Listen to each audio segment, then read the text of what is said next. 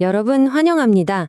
오늘 우리가 다룰 이 심층 분석에서는요, 전체주의 정권이 어떻게 한 국가 전체를 통제하고 또 유지하는지에 대해 우리가 지금까지 안다고 믿었던 그 모든 것들을 완전히 처음부터 다시 생각해 볼 겁니다.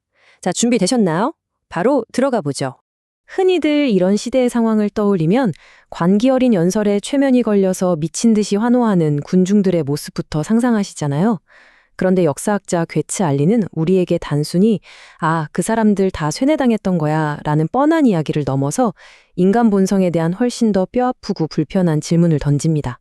그러니까 도대체 어떻게 한 나라 전체가 그토록 끔찍하고 전례 없는 잔혹행위의 공범이 될 수 있었냐는 거죠. 여기서 이 원문 자료를 관통하는 진짜 기가 막힌 독일어 속담 하나가 등장합니다. 베이컨으로 쥐를 잡는다. 무슨 뜻일까요? 대중이 순순히 고개를 숙인 건 결코 무슨 광신적인 이념이나 사상 때문이 아니었다는 겁니다.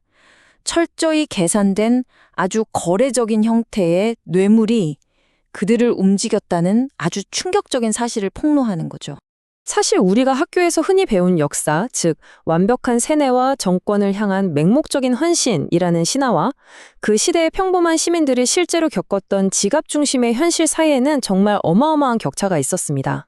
사람들은 바보처럼 속은 게 아니라 철저하게 자기들의 경제적 이익과 혜택에 따라 아주 실용적으로 움직였던 겁니다. 자, 첫 번째 파트입니다. 미끼. 매수된 충성심 그리고 사회적 뇌물인데요. 놀라울 정도로 후했던 이 경제적 인센티브들이 어떻게 대중의 충성심을 꽉 잡아뒀는지 바로 확인해 보겠습니다. 여기서 진짜 흥미로운 게 뭐냐면요. 이런 구체적이고 당장 손에 쥐어지는 물질적인 선물들이 당시 극심했던 경제적 불안 속에서 얼마나 즉각적으로 사람들의 호감을 샀는가 하는 점입니다. 생각해 보세요. 오스트리아를 병합하자마자 그쪽 화폐 가치를 하루아침에 40%나 뻥튀기 해줍니다. 게다가 참전한 군인 아내들에게는 남편 순수에게 90%를 그대로 꽂아줬어요. 역사상 처음으로 여성들이 자기만의 큰돈을 만지게 된 거죠. 거기다 세입자들 월세 못 올리게 꽉 막아주고 농민들 빚독촉도 없애졌습니다. 와, 솔직히 이 정도면 엄청난 유혹 아닙니까? 하지만 세상에 공짜가 어디 있겠습니까? 두 번째 파트, 숨겨진 청구서, 약탈, 부채, 그리고 착취입니다. 이 달콤한 혜택들을 위해 대체 누가 피눈물 나는 청구서를 감당하고 있었는지 그 어두운 이면을 들여다봐야겠죠.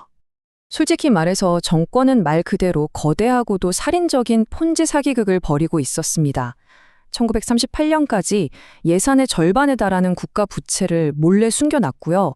유대인들의 전 재산과 일자리를 조직적으로 싹 다 뺏었습니다. 부자들한테는 강제 채권을 떠안겨서 부를 조용히 빨아들였고 프랑스 같은 점령지에서는 특수화폐를 마구 찍어내서 아예 초인플레이션을 일으켜버렸죠. 독일과 오스트리아 국민들을 편안하게 배불리기 위해 약탈과 강제 노동자들에 대한 이중과세가 아주 무자비하게 동원됐던 겁니다. 그런데요, 대중이 정권에 마냥 맹목적이고 바보 같았던 건 절대 아니에요. 전쟁이 딱 터지자마자 정권이 그렇게 대대적으로 홍보했던 그 유명한 폭스바겐 저축 프로그램 참여율이 무려 90%나 폭락해버립니다. 이게 뭘 의미할까요? 사람들이 무슨 이념에 푹 취해 있었던 게 아니라 자기들의 진짜 내 돈이 걸린 문제 앞에서는 정권을 엄청나게 의심하고 있었다는 아주 명백한 증거인 거죠. 자, 이제 세 번째 파트, 공범의 덫, 상상할 수 없는 일의 일상화로 넘어가 보겠습니다. 이 단순한 경제적 뇌물이 어떻게 대중 전체를 끔찍한 범죄의 적극적인 참여자로 만들어버리는지 그 깊은 심리적 덫을 살펴볼게요. 이 끔찍한 일들이 어떻게 커져갔는지 그 과정을 보면 정말 소름이 돋습니다. 처음부터 대놓고 학살을 한 게 아니에요. 1939년에 가장 취약한 사람들을 죽이는 안락사 프로그램으로 은근슬쩍 시작을 하더니 1940년은 폴란드 민간인들로 타겟을 넓히고 1941년 말에 이르러서는 유대인 시민들을 대낮에 공개적으로 추방하고 노란별을 달게 만듭니다. 정권은 이런 말도 안 되는 일들을 서서히 일상으로 만들면서 결국 국민 모두가 여기에 관여하거나 최소한 알 수밖에 없도록 공범의 그물을 넓혀버린 겁니다. 여기서 정말 제일 중요한 포인트가 바로 이겁니다. 여러분, 무려 350만 명이 넘는 평범한 군인 청년들이 동부 전선에서 매일같이 수천 명의 민간인과 포로들이 학살당하는 걸 두 눈으로 똑똑히 목격했어요. 그러니까 전후에 일반 대중들이 우리는 그런 끔찍한 일이 일어나는 줄 진짜 꿈에도 몰랐다고 주장했던 건 이 물리적인 숫자 앞에서 완전히 산산조각 나는 변명일 뿐입니다. 몰랐다고요? 그건 애초에 불가능했습니다. 네 번째 파트, 최종 단계, 공포를 통한 힘입니다. 이제 전쟁이 망해가는 파멸적인 상황으로 치달으면서 국민들을 움직였던 동기는 이익에서 아주 끔찍한 절망감으로 급변하게 됩니다. 전사한 군인들의 부고장 데이터를 보면 그 알량한 이념적 믿음이 어떻게 싹 증발해버렸는지 아주 적나라하게 드러납니다. 전쟁 초기만 해도 90%에 달했던 총통을 위해 영광스럽게 전사했다는 문구가 전쟁 후반 민간신문에서는 단 6%로 곤두박질 칩니다. 가족들은 더 이상 아들의 귀한 죽음을 정권에 바치지 않았어요. 그저 가슴이 찢어지는 비통함과 순수한 슬픔만을 남겼을 뿐이죠. 자, 충성심도 바닥나고 믿음도 사라진 바로 이 시점. 정권이 꺼내든 마지막 카드가 바로 공포를 통한 힘이었습니다. 정권은 대중에게 노골적으로 협박을 하기 시작합니다. 너희들, 우리가 동부에서 같이 무슨 짓 했는지 다 알지? 우리가 지면 저들이 우리한테 얼마나 무자비하게 보복하겠어? 네, 바로 이겁니다. 우리가 다 같이 저지른 부인할 수 없는 범죄에 대한 끔찍한 공포감, 그걸 선전 전략으로 써먹으면서 사람들을 강제로 묶어둔 거예요. 자, 어느덧 마지막 5번째 파트네요.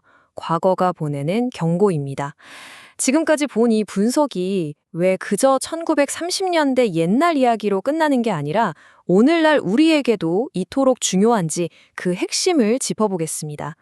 괴첼리가 우리에게 진짜 하고 싶었던 경고는 이겁니다. 도저히 감당 안 되는 빚을 끌어다 쓰고 만만한 외부 집단을 착취해서 사람들의 정치적 충성심을 돈으로 사는 이런 행위들, 이게 결코 과거에만 있었던 특이한 사건이 아니라는 거예요. 내 눈앞의 단기적인 경제적 편안함을 위해서 장기적인 윤리와 도덕을 기꺼이 팔아넘기는 이 기막힌 메커니즘은요, 1945년에 끝난 게 아닙니다. 기회주의적인 리더라면 시대와 장소를 불문하고 언제든 파고들 수 있는 인간 본성의 아주 근본적인 약점이라는 거죠. 오늘 이 심층 분석을 마무리하면서 여러분께 이 질문 하나를 꼭 남기고 싶습니다.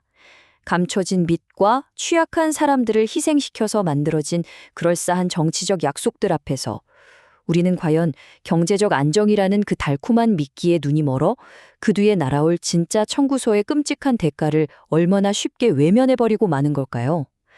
우리 모두가 한 번쯤 멈춰서서 깊이 고민해봐야 할 문제입니다. 함께해 주셔서 감사합니다.